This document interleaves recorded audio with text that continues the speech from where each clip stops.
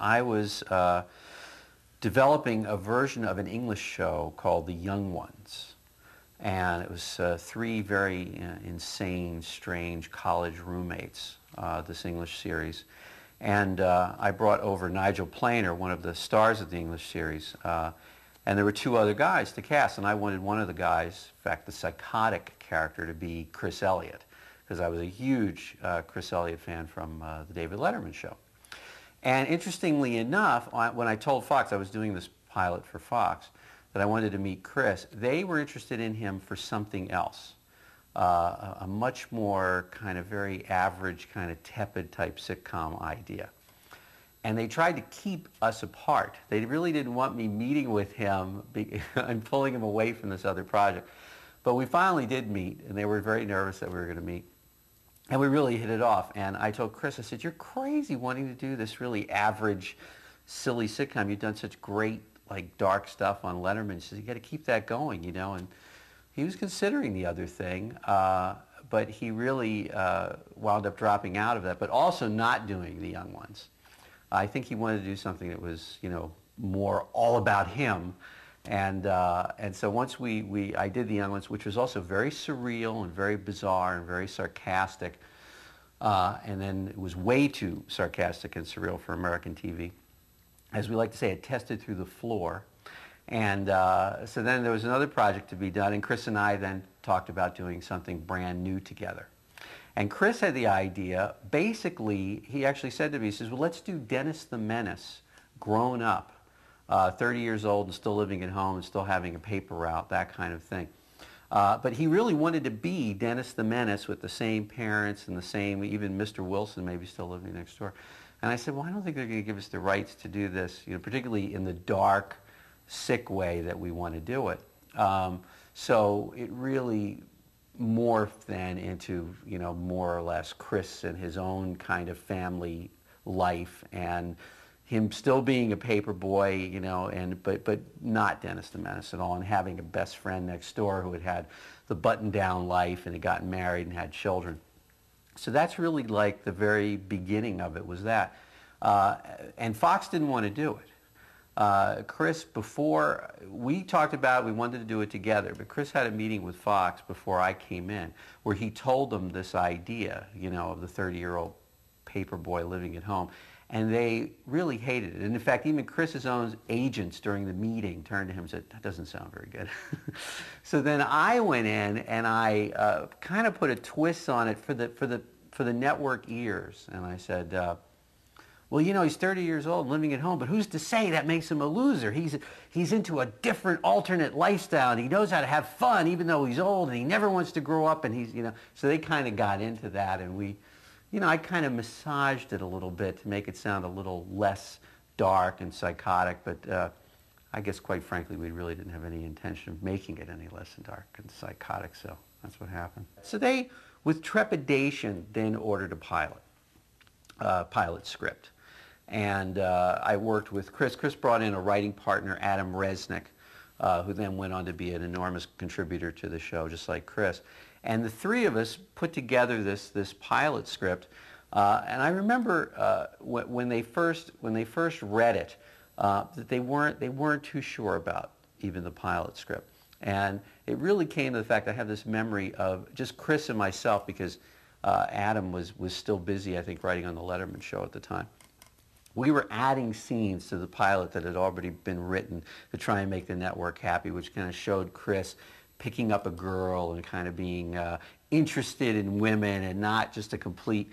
And we shot those scenes and everything for the pilot. I don't know if I have them anymore. I'd have to look everywhere. I think they're probably gone. But there was probably almost like 10 minutes of material that was in the pilot that Chris and I remember us being completely alone, like on a Saturday or a Sunday, in the offices that were all closed up except for us, and we were writing it together, and then we had to Xerox it together and send it to Fox to get that final green light to shoot the script.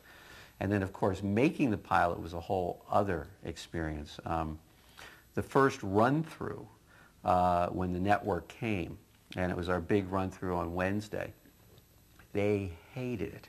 They just hated it. This was to be a pattern that would repeat itself many times. And it was actually, the pilot script is actually the sunniest, happiest script we did because we wanted to get the show on the air, and we were still sort of developing what it was. So they hated it, and I remember, you know, Chris being one of the producers was like in the circle with us when the network was telling us how horrible it was. And I was thinking, they're destroying my star. You know, he has to go and act this thing in 2 days in front of an audience, and they're just saying how unhappy they were with it. And at the end of that run-through, I went up to him, and I don't know, you know, we were troublesome in those days. And I said, you know, because they don't like it, I'm not going to change anything. It was because they didn't get it at all. They didn't get it at all. So there was not going to be any pleasing them. So I looked at him and I said, Chris, we just got to do it the way we're doing it. We have to believe in ourselves and believe in what we're doing is right, and they're not going to understand it and get it. We just have to have a good time. And that was our thing. We did very little rewriting after that run-through. We just did what we wanted to do, what we felt was right. And then we went and we did most of the show in front of the audience. We did not do the first pilot completely in front of the audience. We meant to do it in front of the audience, but it was so complex because it involved getting caught upside down in a roller coaster that had gone up a loop-de-loop, and it stops right at the top of the loop-de-loop. Something that was new at the time, but actually started happening a lot after we did the show. And because of that, there was a special set where I had to flip the roller coaster over with Chris and Sam Robards, who was a co-star of that show, the next door neighbor Larry. And those guys were not in the greatest physical shape, so they could only be turned over like 30 seconds at a time, becoming terribly ill. You know, Chris is not exactly, you know, he's not all about health, you know.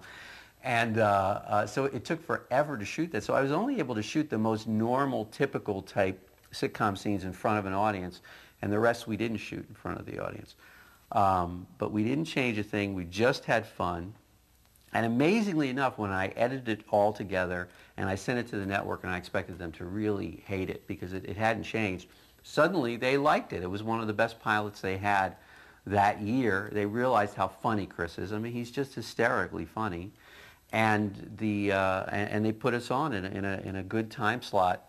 We actually kind of got the Simpsons time slot. That was the year they moved the Simpsons to Thursday, and they put us on Sunday after in living color. And I remember the Simpsons guys being annoyed at us, you know, Jim Brooks pushing me around. What's your time slot? What's your time slot? But we got that, you know, and it worked out in the end. It came together in a way that they liked it. And I figured, oh, great, they're going to like it now. And of course they didn't. In subsequent scripts, we ran into similar problems. We would come up with the story ideas we wanted to do, and we would have to tell them ahead of time what the stories were. And I would say, okay, this is the story, you know, Chris befriends a local gang of tough hoods and sort of changes their ways, you know, that kind of thing. And they would say, okay, or Chris gets his driver's license, you know, and they would say, okay. And then when they would see the script and realize that the script was incredibly dark and subversive and sarcastic, and Chris was incredibly stupid within the script, and he was incredibly psychotic within the script, and barely was connected to reality, they would find it to be offensive and disturbing, and they would call, like, we would have a reading on Monday. So we'd go and we'd have the reading, and I'd know they'd be unhappy because they'd often, like, call me Monday morning and say, the script is a mess, you can't do it, it's bizarre, we don't understand it, you know. And we'd have the reading on Monday, and the reading would go fine, but the network would be there and they'd say, you can't do it, we're shutting you down, you know, unless you're going to change it. And I did sort of have the attitude, I said, you know, since you don't understand it at all, and this isn't the way the show is, we're not going to change anything. You already approved this story. We have to go ahead with it as it is because I've already built the sets, you know, I've already done this. And they'd say, no, no, no, and they'd shut us down. And then, like Tuesday, probably in the afternoon or something, after a lot of talking, and I would also try and, you know, send them a bill for the sets, you know, for $300,000 or something. They would talk, and they'd finally say, all right, do it, but we're not happy about it. And so then Chris and I directed most of the episodes too, and so Chris and I our rehearsal time had been taken away to an extent, so we had to work that much harder and that much faster because now we lost about a day and a half of not being able to do the show. And that happened like on the which is on the other DVD on the gang show. they didn't want us to depict gangs because of gang problems that it went. And I said, well, this gang doesn't, you've never seen a gang like this. They're like from the 50s. They're wearing leather jackets. They're speaking in ancient gang speak. There was nothing that was relatable to the real world. It was like watching a Frankie Avalon movie that had somehow got twisted and messed up. And they never understood it. They would often get upset when they would hear the script read or read it. And then when they would see the episode, they would call me up and say, that episode was hilarious, sometimes. Or there'd be some executives who thought that the episode was hilarious and then other executives who still hated it. So they couldn't agree among themselves. So it really got to a point where we could take very little, if any, of their notes because they just didn't get the script. And Chris and I were very, the vision was very strong to just go ahead and do it no matter what, the way we saw it, because it was difficult for anyone to come from the outside and fiddle with it because it just it was in its own universe. It had its own set of rules. I mean, the main character was often getting killed, so you can't say that this isn't right or this is wrong. It was just something that sort of came out of the way that I wrote, the way that Chris wrote, the way that Adam Resnick wrote, all that. And then the other writers that came along, like Steve Papoon and Jace Richdale and Charlie Kaufman and Bob Odenkirk, all these wonderful writers who came on, all had these very, very specific, quirky ways that they like to write, that we all like to write, and it's very difficult to kind of legislate that in any way. When we were casting the show, Chris came to me and said, what would you think about my father playing my father? And I said, that would be a dream. Are you kidding? That would be fantastic. What a great idea. And I was so thrilled that Bob Elliott, agreed to do the show. And, he was about 70 years old at that point. And he came all the way out to California from New York, which both Chris and he love over Los Angeles, and moved out here and worked really hard on the show, and he was a joy to work with. He was so funny and so, that great dry humor. I grew up listening to Bob and Ray. That great dry humor, and it was so dark and not an instant of love for them. And Eleanor Donahue did a great job of just knowing how to be completely not there and not really connected to the world either. You see where Chris gets some of that. In that relationship, and then also being able to be very caustic in a very, very cheerful way. They were terrific together, and because Bob didn't want to, people don't really. One of the reasons that he moved in with Brian Doyle Murray on the second year is that Bob didn't really want to live in Los Angeles after the first year. He had his taste of having a year on a sitcom. He said, I had enough of this. So he agreed to come out, and I would shoot all his stuff for the year, in 1 or 2 days. We were just, because they just pretty much sat in the same place anyway, right in the kitchen. And we just did everything. And he got a big kick out of that. The idea of being able to shoot all his stuff in about 2 or 3 days, he was thrilled with that. But yeah, it was, you've worked at show business all this time. You don't really want to come out to Los Angeles and spend your 70s in a dark sound stage having to wait for me to show up and shoot some scenes with you. But it was a dream to work with him and with Eleanor, and they were terrific together. I think my favorite line, it probably was written by Charlie Kaufman in an episode where Chris gets taken hostage by Nora Dunn, a female prison pen pal that he got involved in, and she shows up. And he's being held at gunpoint by her, and she's threatening to kill him, so the police call the parents and say, why don't you come and you could talk to him and beg for your son's life? And there's a pause while Fred's on the phone, Bob Elliott's on the phone. He says, we'll pass. They passed, I know. And I just love "we'll pass" was just a perfect line that sort of summed up the relationship completely. When you're the exec producer, you're the main thing you generally do is you're the head writer, and you work with all the writers, and we would work as a group, coming up with stories and then beating them out, beat by beat. We'd all be in a room. And I'd actually write each beat on 3x5 cards, and the writer would get a set of these beats and of suggested, jokes and lines and just everything that's going to happen in the story. And then the writer goes off and writes for about 2 weeks and comes back with a script, which we then rewrite over a week to 7 days. Could be 3 days, could be 7 days, it depends, And just beating out the story can take 3 days to get that right. So it's incredibly time-consuming doing that, and that's enough of a job for any executive producer. And then you also do all the casting. But I also directed those episodes, a lot of the episodes. We had some other directors who were very good too. But because the show had such a specific, strange tone to it, that it was generally better if I was there. You know, to kind of work out the timing and work with the actors to get the right tone from it. And Chris also really enjoyed when I would be down there and we would be able to work together like that, because sometimes we would come up with stuff that was, you know, just something that was going to happen if we were on the set. There was something that Chris and I both found funny that actually came from the pilot, which was, you know, based on trying to sit backwards in the wrong kind of chair. Like if I tried to turn this chair around and throw my legs over it backwards to look it wouldn't work on a chair like this. So he did that in the Gang episode, where he takes a chair that's really big. And he sat in a way where I knew I just wanted to get a nice tight shot of his butt. And another that would be over his butt toward the other people. And there wouldn't have been another director that would have really had decided to do something that stupid and tasteless, I think. So it was good to be down there. So the days were insane, because if I was directing, the day would start about 5 a.m. in the morning, and then we would shoot until about 7 o'clock at night, and then the writing day would begin. And then we do, you know, writing, or I'd be rewriting with the guys until about 1 in the morning, and then go to sleep and then get up at 5. And, you know, luckily we weren't in production every week, and I did have other terrific directors come in who you know, took some of the load off. But it sort of worked out that I started directing more and more and more instead of less and less and less, because we just didn't have a lot of time to shoot the show.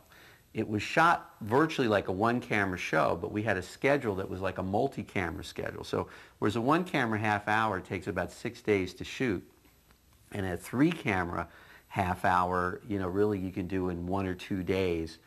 We shot like a one-camera show, but I had to do it in about 2 days. But they were amazing days. They were 17 hours. They were 18 hours. And, you know, Chris and I would get kind of bleary-eyed doing it, but we wanted it to have that kind of style. And for some of the special effects we would do, it was just incredibly time-consuming and insane, and nothing I could do at my age now. I mean, it was not a healthy way to live. You know, it was difficult. It was a big thing to like ease Fox into the idea of not having the show in front of a live audience. So when we first sold the show, the idea was going to be a live audience. But then Fox did see how difficult it was to shoot something that complex with the roller coaster and the various effects that we did in front of an audience. It would be a waste of time. And they couldn't tell the difference between those scenes of that pilot that were shot in front of an audience and weren't shot in front of the audience, because they know how to keep the energy up so it feels good. And that's what they worry about, no energy if there's no audience.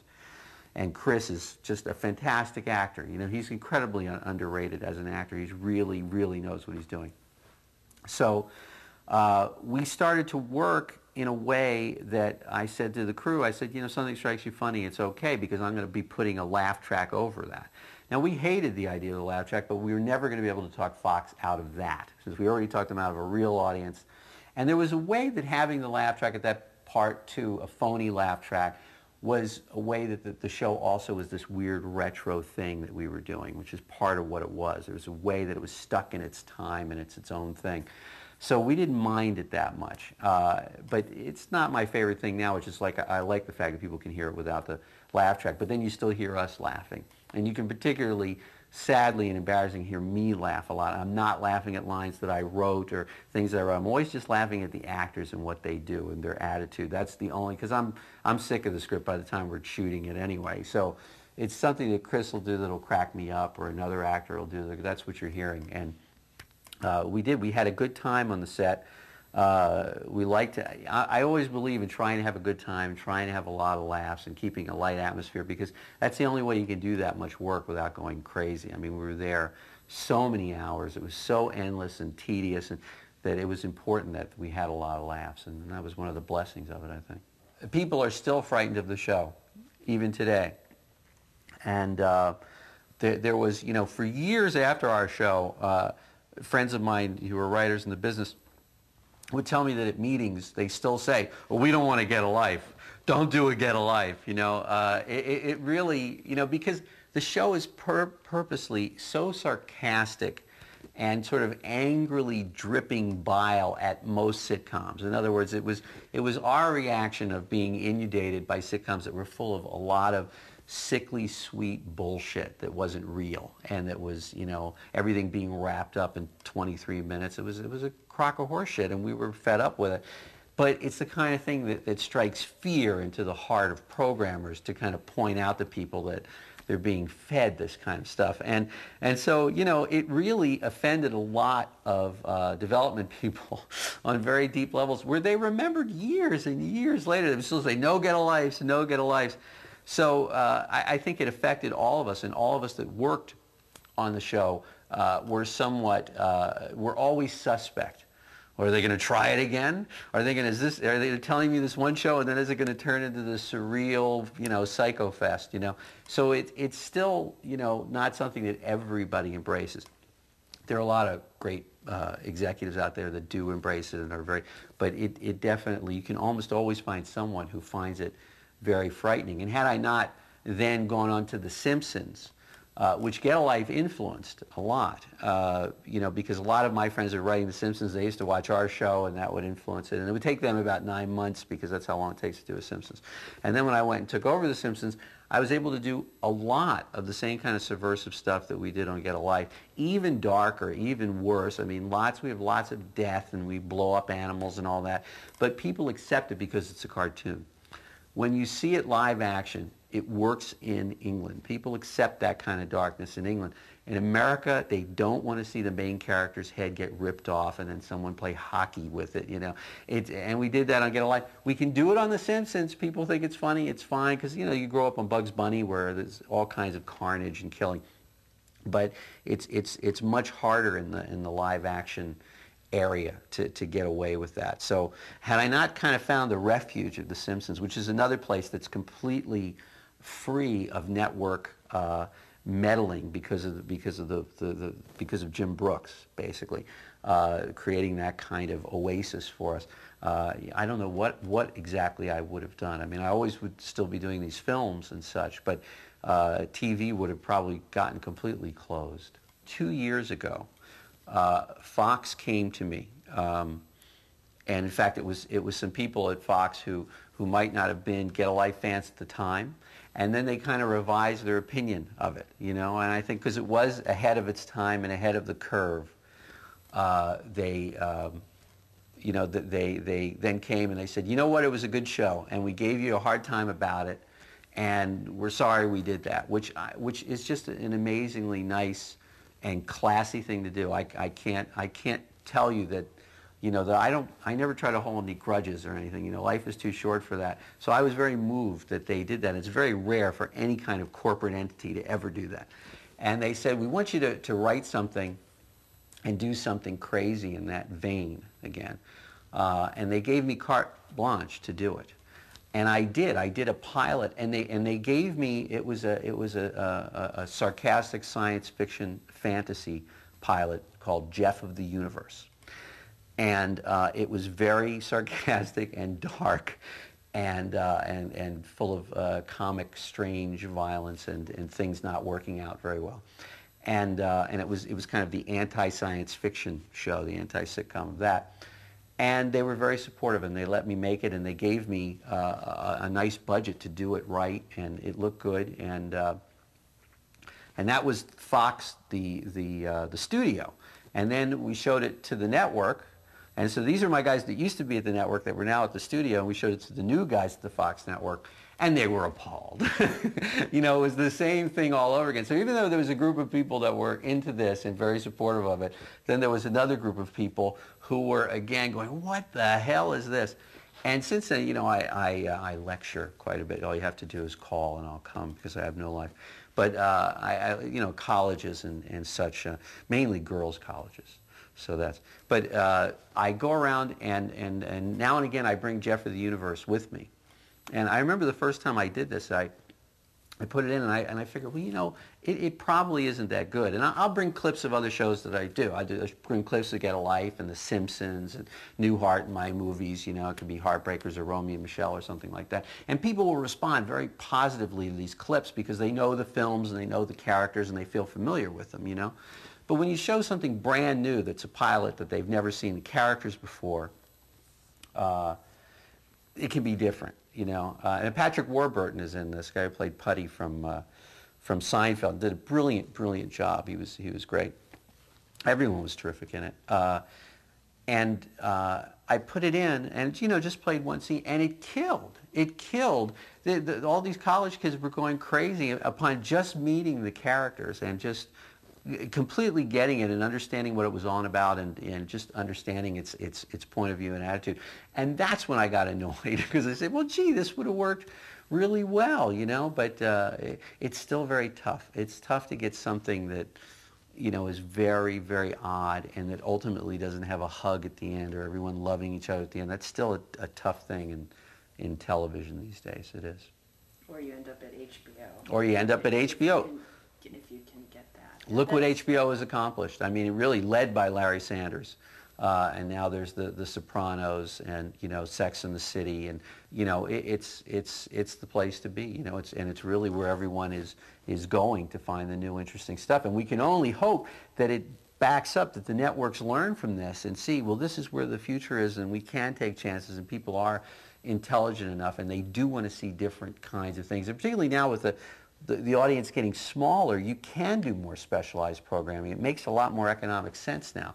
But you're still dealing with people that don't necessarily naturally think like this. They don't necessarily take these jobs because they think in offbeat ways.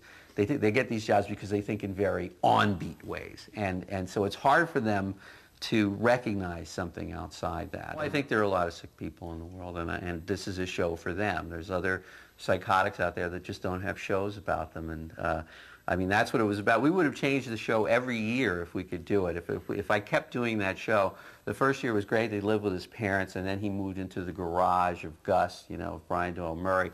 And by the third or fourth year, I wanted him to become like a homeless drifter that would just go from town to town, creating problems and fires and getting into people's lives, you know. So it was a guy who was literally deteriorating, becoming less and less connected to reality. There are people, you know, when you do something that's a very, very specific point of view, and Chris Elliott's humor, which I've always been a huge fan of and have always, like, connected to in a huge way, and we were terrific working together, plus all those other terrific writers who also sparked that. It's the same thing. People watch it who think that way. And there's very few shows that talk that specifically in that kind of point of view. And when you do something that's sort of narrow-casted like that, people become really, really passionate about it. And so you get more passion instead of like taking a show where you have to dumb it down or you have to smooth it out for mass numbers. When you have a show that's a little bit more set up for a specific type of humor, you get much more passion coming at it and much more excitement. So that's why it had such amazing fans that have been incredibly loyal all this time.